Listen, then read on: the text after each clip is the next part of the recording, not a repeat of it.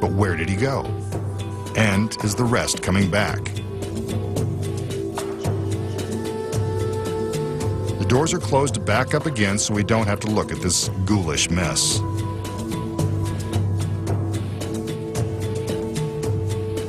Now the blades are removed. First the big one, then the one at his neck. She's good at this. The cabinet goes for another spin so we can see that there is nothing tricky going on in the back. Let's look inside. There's his head, and his middle is returned.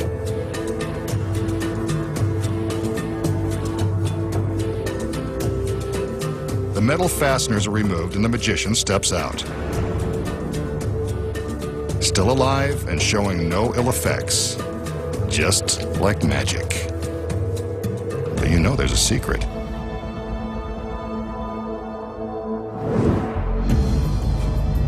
So, how did the magician survive one sharp blade through his neck, one through his gut, and his torso vanishing into the ether? Here are the secrets. First, the magician steps into the cabinet and the doors are closed. Before the first blade is inserted, the magician has already gone to work. Hidden in the top of the cabinet is a phony head, which is flipped down into position. From this view inside the box, you can see the magician reach up to release the fake head. From the front, it looks convincing. When the assistant is sliding the blade through what we think is the magician's neck, it's simply passing just beneath this false head. Next, we see the girl slide the large blade through the magician's waist.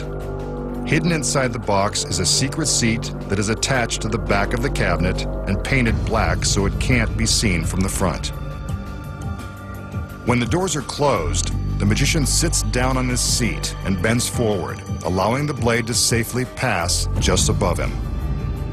From this angle, we can see that the blade never touches the magician. From the front, it appears as though he's still standing in place because his legs never move. The next secret is that the area above the metal plates is masked by sections of fake pant legs. He flips these into place to disguise the empty space and make it appear as though we are seeing his legs as though he were still standing. Here is the action with the cabinet doors open. The magician sits down on the concealed seat, flips in the fake legs, flips down the fake head, and bends forward to make room for the large blade. The girls reveal the head and then open the doors to show that his body has mysteriously vanished. In order to make it look like the magician is reassembled, the assistant first removes the blades, allowing room for him to sit up, hide the fake legs, flip the phony head back into its compartment, and stand up in preparation for his appearance.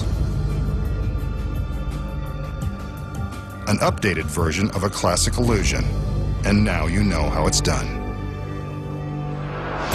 Coming up next, the magician's gorgeous assistant gets skewered by an iron spike. Here's a trick street magicians have used on national television to fool millions of viewers. The magician shows us an empty plastic water bottle and a cell phone. But there's no time to take a call, not when there's magic to perform. He taps the top of the bottle to prove that it's solid and that there's no way for the phone to fit through the mouth. He taps the bottom, then presto! The cell phone has penetrated the solid bottle and is now inside. And it looks like it's staying there. Hope nobody calls. So, how does the magician take an ordinary plastic water bottle and magically make his cell phone wind up inside? Here are the secrets. First off, the bottle has been prepared with a long slit along one side that's large enough for the phone. The magician used scissors to cut the slit before the trick began. See how his hand fits inside without distorting the shape of the bottle. He starts the trick by using his phone to tap the bottle to prove that it's solid and to convince us it hasn't been tampered with. Then, he quickly rams the phone through the slit in the side. Just that simple. Here it is in slow motion as he pushes the phone through the cut opening. Once the phone is inside, the audience never notices the slit. There's another street magic trick that won't fool us again. The magician will now attempt an incredibly dangerous balancing act in hopes of avoiding disastrous results. He begins by showing off this arrangement of antique iron spikes. These are the same spikes found protecting medieval castles, haunted mansions, and Gothic cemeteries. They're all very sharp and very lethal. In the days of the knights, these spikes were used to impale dangerous lawbreakers and reviled enemies. Tonight, he'll use them to perform a perilous illusion with the help of this very lovely lady. She looks pretty dangerous too. Pretty and dangerous. That's a combination that's perfect for a trick like this.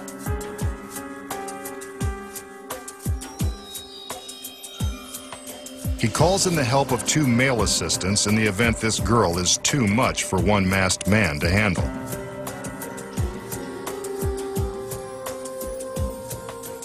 As he puts her into a deep trance, the men lift her onto the tallest spike, balancing her precariously on its iron tip.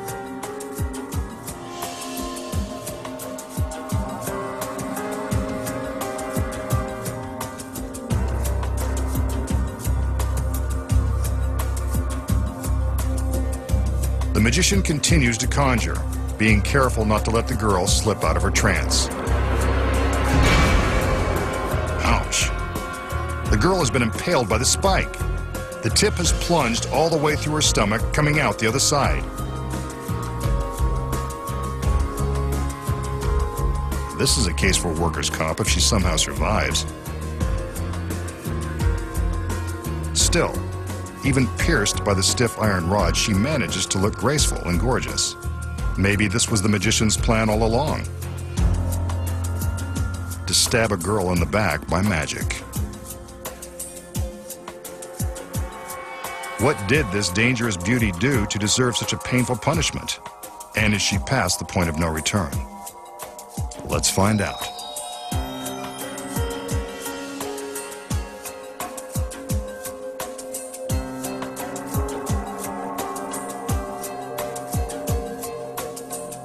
The men help lift her off the spike as she awakens from her trance. Finally, the girl slept through it and came out unharmed. And look at that. She doesn't even hold a grudge. Maybe women do like bad boys after all. But just because she survived looking as incredible as before doesn't mean you should try anything like this at home. After all, this was just an illusion, and they know the secrets. We just saw the masked magician place his stunning assistant on the point of an iron spike and impale her.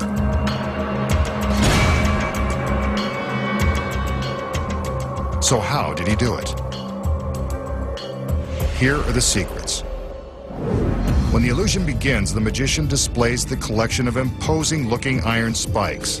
The spikes appear to be deadly sharp and quite dangerous.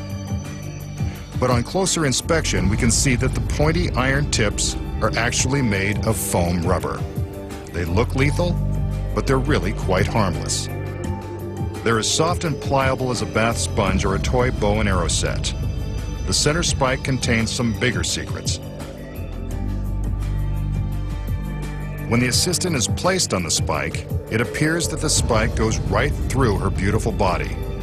But if you look closely, you can see that the tip of this spike retracts into the shaft. When the assistant is placed on top, the point simply sinks down inside the spike, which is really a sturdy hollow pipe. Beneath her costume, the assistant is wearing a special harness that rests against the small of her back and has a socket that fits over the end of the phony spike. Without her fancy dress on, we see how easy it is to make the magic happen. When the men lift her, the magician guides the socket to the top of the spike. From this angle, we can see the moment the tip retracts and the harness attaches to the pipe. While the steel pipe and harness support her back, the girl must use her tremendous abdominal strength to keep her shoulders and legs up. This is the result of hours in the gym. Next, when the magician makes his magical gesture, the girl appears to be impaled by the spike. But how? Hidden inside the spike is a spring-loaded piston which retracts into itself. This lowers the assistant down, creating the illusion that the spike is being driven into her. See? She's actually just going for a ride as the piston slides the pipe down over itself. There is a release cable that runs from off-stage to the base of the spike. Off-stage, a stagehand controls the action. The girl is loaded onto the fake spike, and the stagehand waits for his cue. The magician motions, the stagehand pulls the cable, releases the piston, and the spike lowers the girl. If you look closely, you can even see the cable as it's pulled. We're so busy watching the girl being impaled that we don't even notice.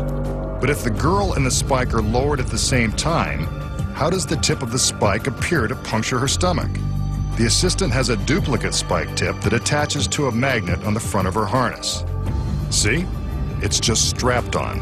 Her careful timing when placing the tip creates the illusion that the duplicate tip is actually being driven through her. As she's being positioned on the pipe, the girl removes the extra tip from a secret pocket in her costume and conceals it in her hand. Notice that she keeps her hands directly above her abdomen until the tip appears to puncture her. This is to hide the fact that she's securing the tip to the magnet. Once the piston lowers and the tip is attached, all she has to do is let her arms fall and reveal the tip. The illusion that she is impaled is very convincing. But how does the spike appear to be its original height once the girl is lifted off? A hidden pedal operates a hydraulic lift inside the pipe. It works like a dentist chair, raising the spike back up.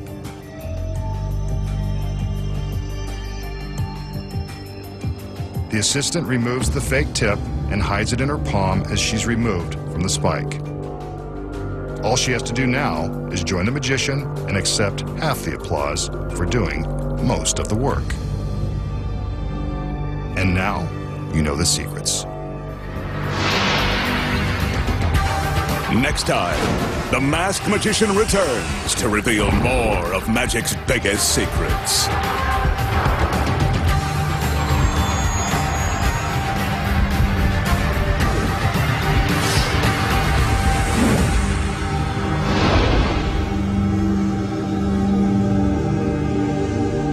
Laughs aplenty guaranteed next tonight as the comedian entertains a star-studded crowd in an audience with Billy Connolly. Then at 10, Dexter sets his sights on his next victim. And later at 11:10, after last night's 80s classic, Dan Aykroyd stars in the comedy sequel Blues Brothers 2000.